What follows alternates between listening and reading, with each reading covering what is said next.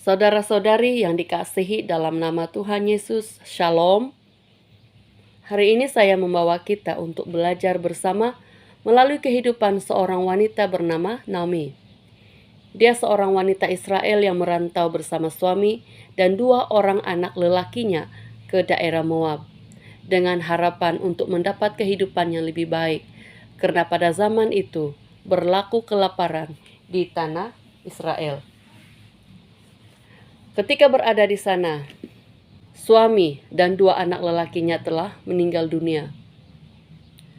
Naomi memutuskan untuk pulang ke tanah Israel di kota Bethlehem. Dan ketika orang sebangsanya melihat dia berkata dalam kitab Rut 1:20, "Janganlah sebutkan aku Naomi, sebutkanlah aku Mara, sebab Yang Maha Kuasa telah melakukan banyak yang pahit kepadaku.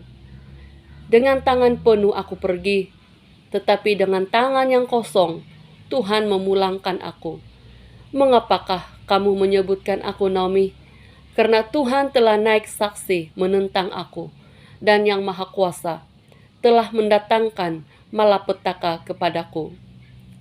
Di dalam bahasa Ibrani, nama Naomi bermaksud menyenangkan dan cantik. Namun, kehilangan suami dan 2 anaknya telah mengubah hidupnya. Hidupnya tidak lagi menyenangkan dan tidak lagi seindah dulu. Kini hidupnya kosong dan dipenuhi dengan kepahitan. Dia berpikir bahwa Tuhan telah naik saksi menentang dia. Tuhan telah mendatangkan malapetaka kepadanya.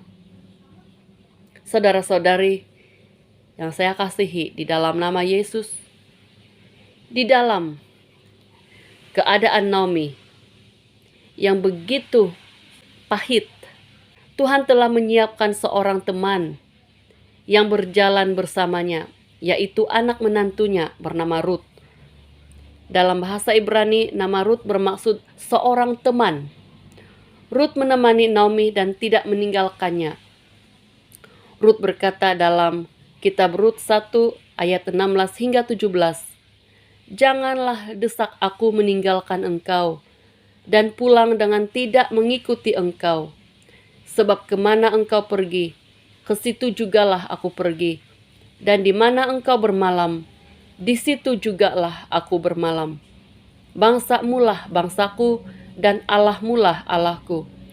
Di mana engkau mati, aku pun mati di sana, dan di sanalah aku dikuburkan. Beginilah kiranya Tuhan menghukum aku, bahkan lebih lagi daripada itu, jikalau sesuatu apapun memisahkan aku dari engkau selain daripada maut." Saudara-saudari, di akhir cerita kitab Rut telah dikawini oleh Boas, yaitu saudara terdekat keluarga suaminya. Rut mengandung dan melahirkan seorang anak lelaki.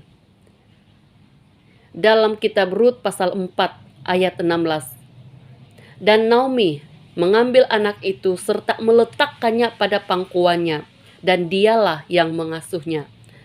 Kawan-kawan perempuan Naomi mengatakan kepadanya dalam Rut 4 ayat 14 hingga 15, "Terpujilah Tuhan yang telah rela menolong engkau pada hari ini dengan seorang penebus. Termasyurlah kiranya nama anak itu di Israel, dan dialah yang akan menyegarkan jiwamu dan memelihara engkau pada waktu rambutmu telah putih. Sebab menantumu yang mengasihi engkau telah melahirkannya, perempuan yang lebih berharga bagimu dari 7 anak laki-laki." Saudara-saudari, Tuhan memulihkan dan menyegarkan semula jiwa Naomi. Dia dihibur, dikuatkan, dan diperbaharui. Naomi kini berdamai dengan Tuhan. Anak itu diberi nama Obed, yang bermaksud melayani. Melalui anak ini, Tuhan memulihkan Naomi.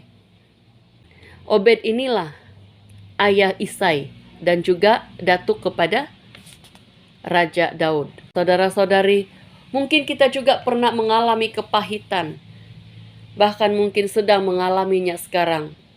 Kita merasa seperti Tuhan telah bangkit melawan kita. Kita merasa tertindas dan tidak dipedulikan oleh Tuhan. Saudara-saudari, mari berdamai dengan Tuhan. Tuhan tidak jahat. Dia tahu apa yang terbaik bagi kita. Dia ada panggilan khusus bagi setiap kita. Coba perhatikan di sekeliling kita. Pasti ada Ruth dan pasti ada Obed yang Tuhan kirimkan menemani kita. Tuhan tidak meninggalkan kita sendirian.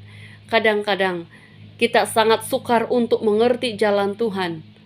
Namun, mari tetap berpaut pada tangannya, seperti seorang anak kecil yang menangis, namun tetap memegang tangan ibu atau bapaknya.